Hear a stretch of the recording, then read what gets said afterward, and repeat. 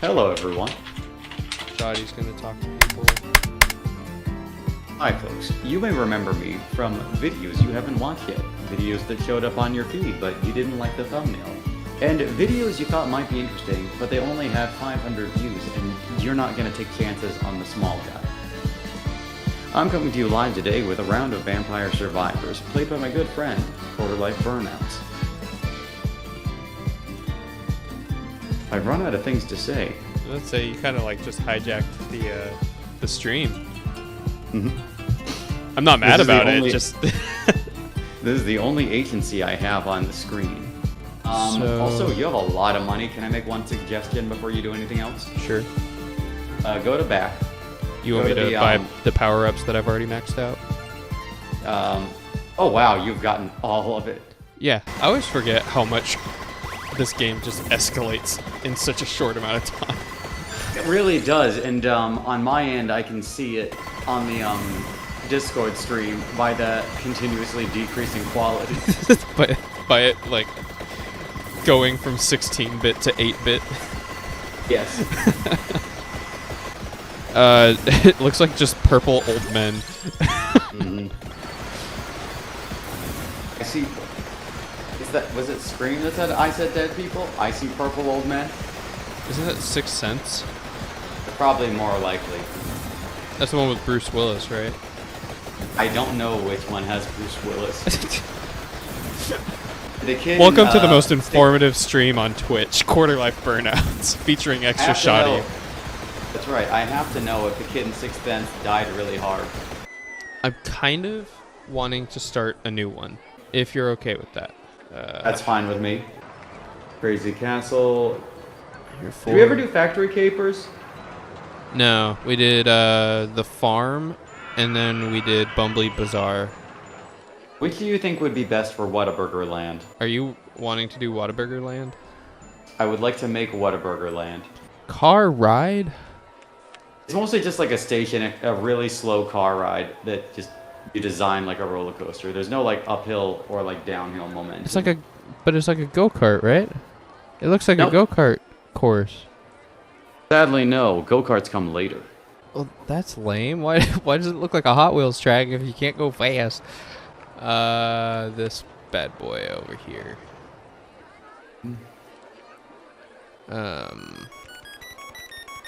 We don't have to build it all the way to the top, but why wouldn't we?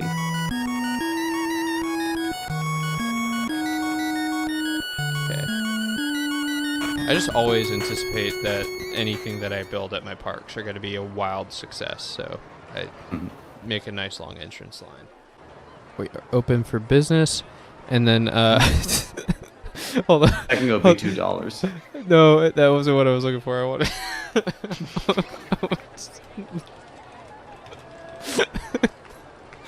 There we go. I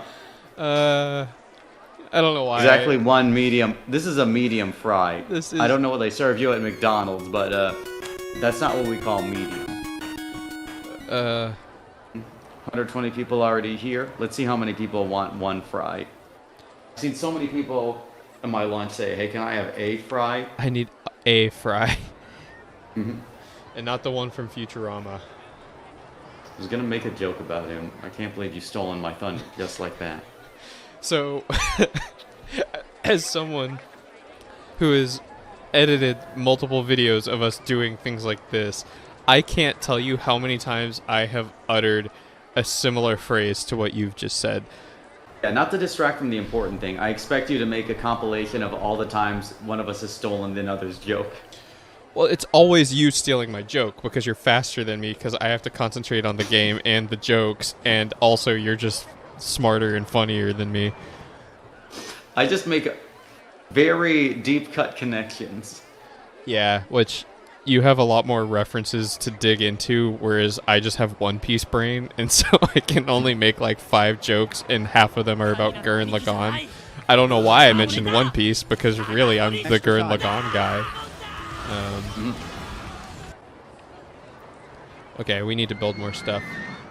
I would argue that it is Gurren Lagann and adjacent trigger properties. I'm gonna make a Kisniver apologist video, But first I have to rewatch it to make sure I still like it.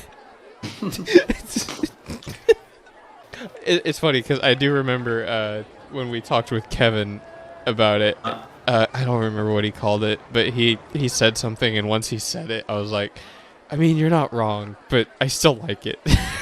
And it made me feel dirty for liking it. But it had pink Kamina in it. How can you not like it? I do love my tone shifted Kamina. Yeah, like it's all you need in life. Wow, gosh, what did he call it? It was like a forced drama, the anime, or something to that extent. That sounds about right. I don't remember what he called it. Or like we cause our own problems, the anime. It was something very apt but very stupid at the same time. Mm-hmm. You say that as though we couldn't sum up so many anime titles by this. Well, in that, something apt and stupid.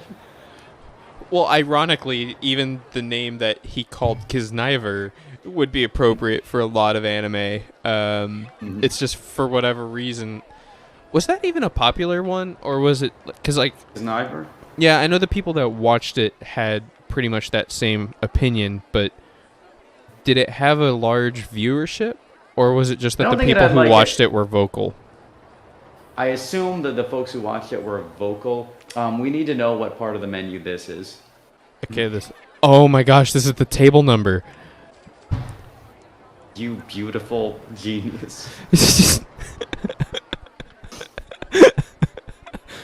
The problem is I just don't remember what my Windows login is, and that's what the problem is.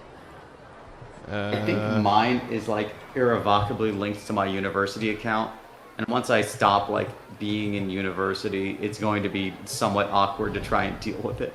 Mine is the email address I made for my Xbox Live gamer tag when I was 13. So You'll never forget that. I have so desperately wanted to separate myself from that stupid email like 10 years ago, and Microsoft is just like, but you made an account with this one and it's tied to your name, so why would we let you use a different email address?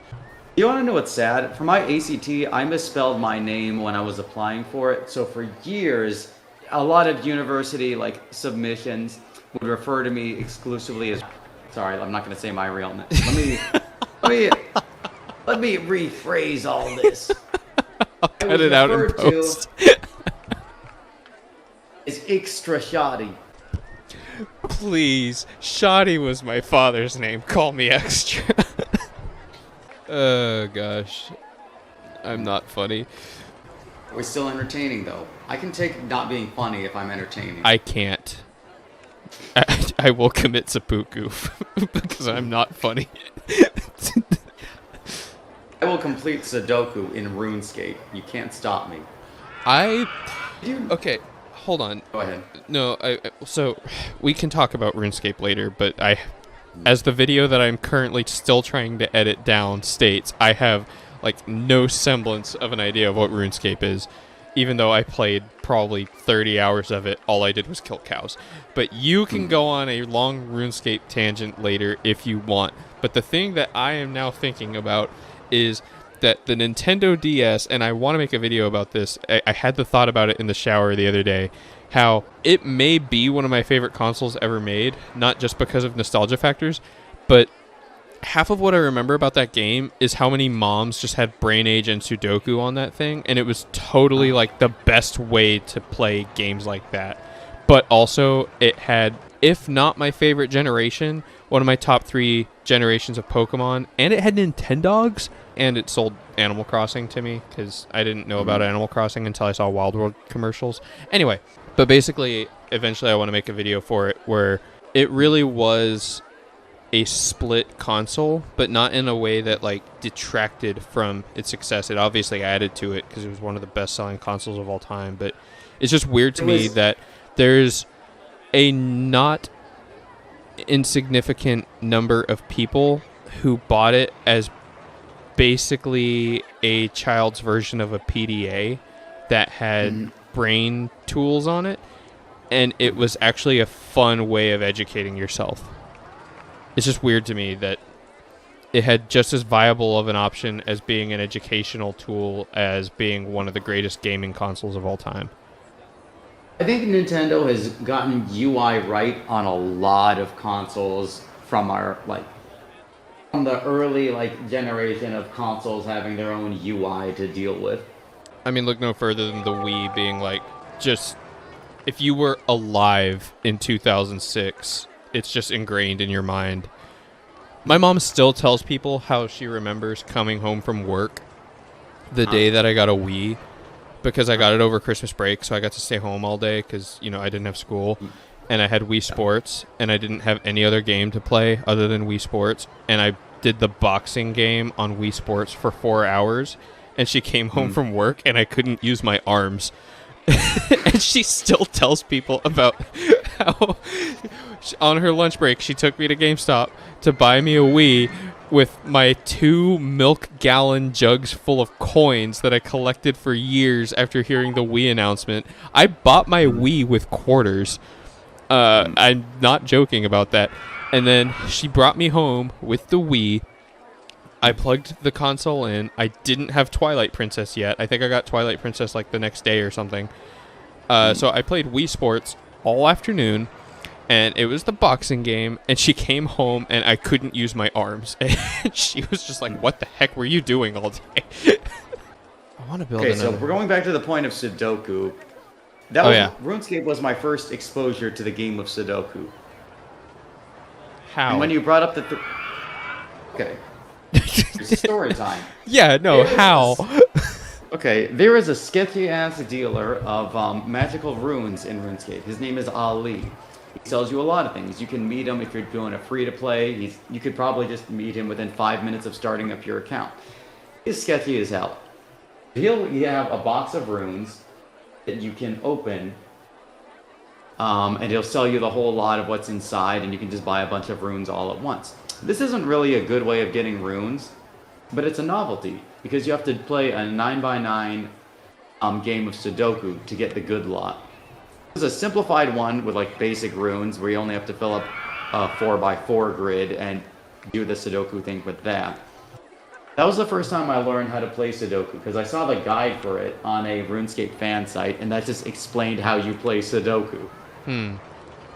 Hold on, I have to think with a puzzle game and Piccolo. This is going to take me a solid minute. What if Bandai Namco made a toy called Tickle Me Piccolo? I'm sorry. I'm not fond of this. I don't know what I'm on today.